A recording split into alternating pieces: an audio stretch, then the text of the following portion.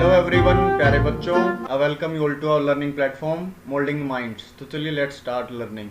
आज आपका सब्जेक्ट रहेगा English, worksheet number 6 and the date is 12 October 2020। आपकी क्लास रहेगी 7th और यहाँ अपना नाम लिखेंगे, यहाँ अपने क्लास टीचर का नाम आप लिखेंगे। तो चलिए स्टार्ट करते हैं। आज की वर्कशीट में पढ़ेंगे क्या है। आज का जो हमारा चैप्टर है वो चैप्टर नंबर 1 है, 3 क्वेश्चंस, जो कि आपकी हनीकॉम्ब बुक से लिया गया है और इसके जो राइटर हैं, लेखक हैं, वो लियो टोल्स्टॉय हैं। तो पहले आगे पढ़ने से पहले मैं आपको एक बार दोबारा बताना चाहता हूँ कि 3 क्वेश्चंस चैप्टर के बारे में, जो किंग ने, राजा ने जो 3 क्वेश्चंस पूछे थे वो क्या थे। पहला क्वेश्चन था what is the right time to begin something, किसी चीज़ को शुरू करने का सही समय क्या है। दूसरा क्वेश्चन था which people should he listen to, किस व्यक्ति को की उसको सुननी चाहिए।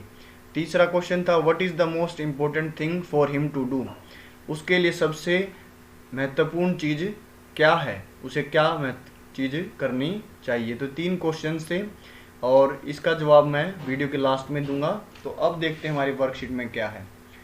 Let us revise the newly learned words of the chapter, जो आपने नए शब्द चैप्टर में सीखे हैं उनको हम दोबारा से दोहराएंगे।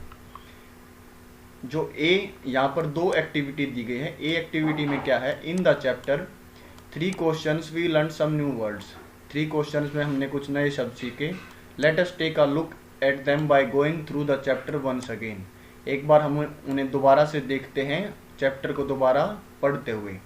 Find these words in the chapter, page numbers 8 to 12, in words को आप अपने चैप्टर में ढूंढिए जो कि पेज नंबर 8 से 12 तक है। And write their details in the space given below, और जो नीचे दिए गए स्पेस में जो जगह दी है उसमें इनके वर्ड और मीनिंग और सेंटेंसेस लिखें। 1 example has be done for you, आपके लिए एक एग्जाम्पल इसमें करके दिखा रखा है कि कैसे आपको अपनी नोटबुक में से करना है। तो जो फर्स्ट वर्ड है वो क्या है, काउंसिल। काउंसिल का हिंदी मतलब होता है समिति, और इसमें यहाँ पर मीनिंग भी लिख रखा है, a group of people chosen to give advice और टू मेक रूल्स, एक लोगों का समूह चुना जाता है सलाह देने के लिए और नियम बनाने के लिए। और चैप्टर में क्या सेंटेंस यूज किया गया था, the king needed a council of wise man by his side, राजा को अपने साथ एक बुद्धिमान लोगों की काउंसिल समिति चाहिए थी। सेकंड वर्ड देखते हैं हम, जो कि है वुड या वुड्स। वैसे जो ये WOOD, इसको हम लकड़ी भी कहते हैं और इसको हम जंगल या वन भी कहते हैं। और चैप्टर में इसका जो मीनिंग है वो क्या है, जंगल या वन। मीनिंग हम इंग्लिश में क्या लिखेंगे इसका, अ स्मॉल फॉरेस्ट, एक छोटा जंगल। और सेंटेंस इसमें यूज पहले से ही कर रखा है, the hermit lived in a would which he never left. Hermit माने सन्यासी, जो अकेले रहता है। हर्मिट जंगल में रहता था और वह जंगल को कभी भी नहीं छोड़ता था। तीसरा वर्ड है अफेयर्स। अफेयर्स का मतलब क्या होता है, यहाँ पर इंग्लिश में लिख भी रखा है, थिंग्स, वस्तु, मैटर्स, मामले, बिजनेस, व्यापार। अफेयर्स को हिंदी में हम कार्य भी बोल सकते हैं, इंपॉर्टेंट वर्क्स बोल सकते हैं, और आप मामले बोल सकते हो या व्यापार भी बोल सकते हो। तो सेंटेंस आप क्या बनाएंगे इसमें, what affairs are the most important, कौन से कार्य, कौन से मामले सबसे ज़्यादा महत्वपूर्ण हैं। अगला वर्ड है फेंटेड। फेंटेड का मतलब होता है बेहोश हो जाना, और इंग्लिश में आप लिखेंगे लॉस्ट कॉन्शियसनेस। क्या लिखेंगे, लॉस्ट कॉन्शियसनेस। सेंटेंस बनाएंगे इसमें आप, when he reached the king he fainted and fell to the ground, जब वो व्यक्ति जो किंग का एनिमी था, जब वो किंग तक पहुंचा तो वो, जैसे ही वो किंग तक पहुंचा वो बेहोश हो गया और जमीन पर गिर गया, जैसे कि आपने चैप्टर में भी पढ़ा होगा। सीज्ड का मतलब होता है छीनना या जब्त करना। क्या होता है, छीनना या जब्त करना। इसमें आप इंग्लिश में लिखोगे मीनिंग टुक बाय फोर्स, पूरे मतलब बल से किसी चीज को छीन लेना। यहाँ पर सेंटेंस लिखोगे आप, यू सीज्ड माई प्रॉपर्टी, जब वो इंसान जो एनिमी होता है किंग का, वो बोलता है आपने मेरी जो संपत्ति को जब्त किया था। अगला जो वर्ड है वो है हर्मिट। हर्मिट को आप बोलते हैं हिंदी में सन्यासी। क्या बोलते हैं, सन्यासी। और इसका मीनिंग हो जाएगा a person who lives alone and leads a simple life, एक ऐसा व्यक्ति जो अकेले रहता है और साधारण जिंदगी जीता है।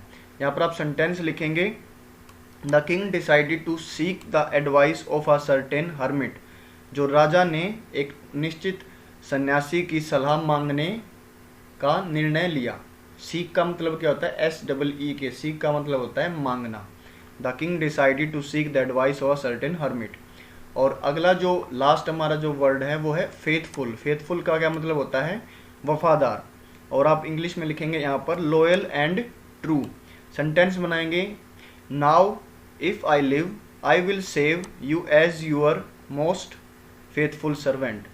जब वो एनिमी, जब उसको किंग उसको वुंडेड होता है वो, जब एनिमी, और उसको वो ठीक कर देता है, तो वो बोलता है जान बचने के बाद एनिमी किंग से, नाउ इफ आई लिव, अगर मैं अब जिया, I will save you as your most faithful servant, मैं आपको आपकी सेवा करूँगा आपके सबसे वफादार नौकर के रूप में।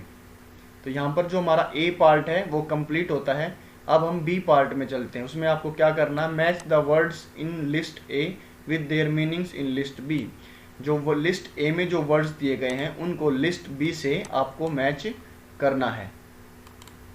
तो पहले मैं आपको इनके सारों के जो लिस्ट ए के आपको मतलब बताता हूँ। फेंटेड जैसे ऊपर पढ़ा था हमने, बेहोश हो जाना। वुंडेड घायल होना। अवोक नींद से जागना। फॉरगिव क्षमा करना। पिटी दया देना।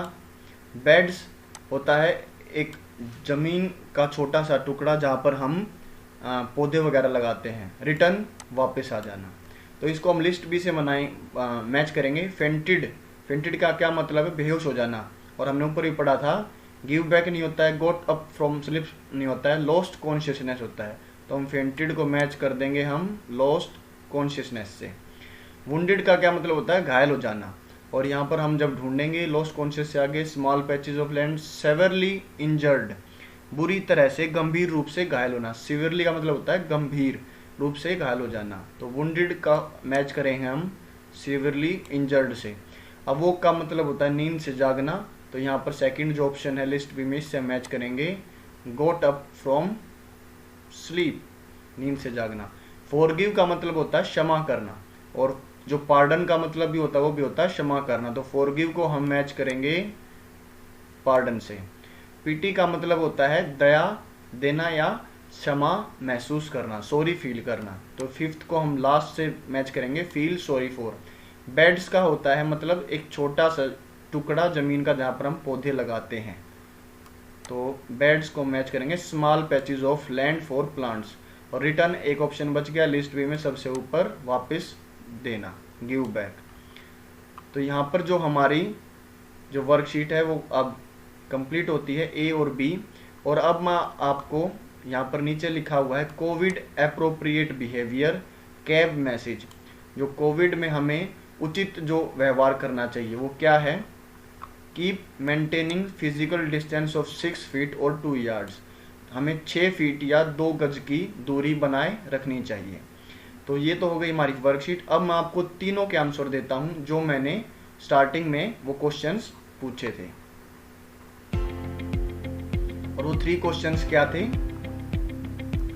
फर्स्ट क्वेश्चन था what is the right time to begin something, सही समय कौन सा होता है कोई चीज शुरू करने का। तो इसका आंसर क्या हुआ, present is the right time to begin something, जो वर्तमान है वो सबसे सही समय है कुछ शुरू करने के लिए। तो ये उन बच्चों के लिए है जिन्होंने अभी तक अपनी पढ़ाई शुरू नहीं की है, वो अभी आप अपना पढ़ाई शुरू कर दीजिए। सेकंड वन था which people should you listen to, आपको किस व्यक्ति की सुननी चाहिए। तो इसका आंसर बनेगा, और जो कि यही आंसर हर्मिट ने भी किंग को दिए थे, यही आंसर हर्मिट ने भी किंग को दिए थे। सेकंड का आंसर बनेगा the most important person is the person you are at with at a particular moment, सबसे महत्वपूर्ण व्यक्ति आपके लिए वो है जो आपके साथ है, जो आपके इस पल में आपके साथ है। तो आपके लिए सबसे इंपॉर्टेंट व्यक्ति कौन हुआ, मैं, और मेरे लिए सबसे इंपॉर्टेंट व्यक्ति कौन हुए, आप। थर्ड जो क्वेश्चन बनता है what is the most important thing for him to do, सबसे महत्वपूर्ण चीज क्या होती है करने के लिए। तो इसका आंसर बनेगा the most important thing to do that person good. That person's good, जो सबसे सही चीज करने की होती है वो उस व्यक्ति का अच्छा करने का होता है। तो मैं क्या कर रहा हूँ, मैं पढ़ा रहा हूँ, तो इस अगर आप पढ़ाई करोगे तो आपका अच्छा होगा, ठीक है। और आप अगर पढ़ाई करके अपना होमवर्क भेजोगे तो आपको टीचर को भी अच्छा लगेगा, वो उनके लिए भी गुड होगा। तो यहाँ पर जो हमारी 3 क्वेश्चंस जो कि हमारी हनीकॉम्ब बुक से लिया गया था, वहाँ पर ये खत्म होता है आज का चैप्टर हमारा। और if you like this video then hit the like button, subscribe our channel, share with friends and hit the notification bell and keep watching and supporting Molding Minds. जय हिंद, जय भारत।